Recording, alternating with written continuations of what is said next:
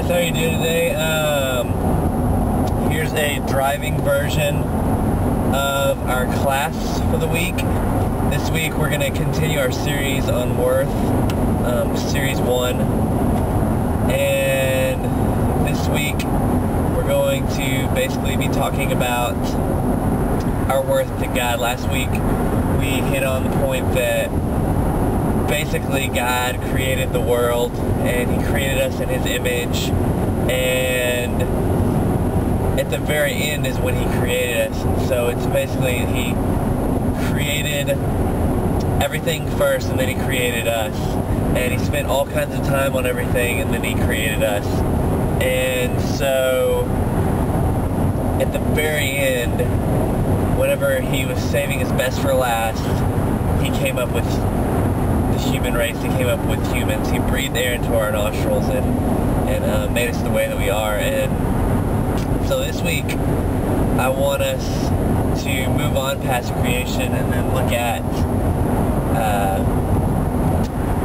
a couple other things that happened beyond that. After Adam was created, he of course did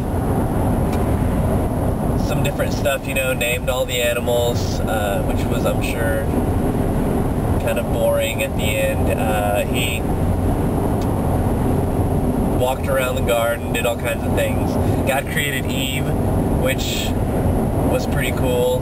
Gave us a woman and just all kinds of different stuff. And then, of course, the part about Adam and Eve, and then how sin kind of entered the world. So Adam and Eve sinned, and so goes the history of the entire human race up until now. And because of Adam and Eve's sin, they get kicked out of the garden.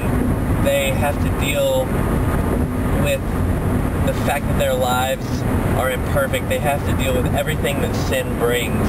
And yet, God gave them a choice, and they chose to go against God. And so from the very beginning, since Adam and Eve sinned, God starts working on this plan. God starts working on this plan where He has prophets and his people, the Israelite people, and just all kinds of things that are written in the Bible. And like every single thing that happens in the Old Testament basically leads up to this one point in history when Jesus is born. And there's all this prophecy, and there's all this just different stuff that happens, and it all is pointed towards Jesus coming to earth. Basically God coming down to earth in human form to sacrifice Himself, and He did it all for us. And so we wonder about what that means as far as us being worth something to God. And basically the entire history of man was basically written so that God could come down and redeem us, so that God could give away everything. God gave away His only Son, John 3:16, so that we could be made whole again, and so that we could be reconciled to God, who we chose to go away with and to push away from the time of Adam all the way until up until now, when we daily choose to push away from God and to do things that don't glorify God.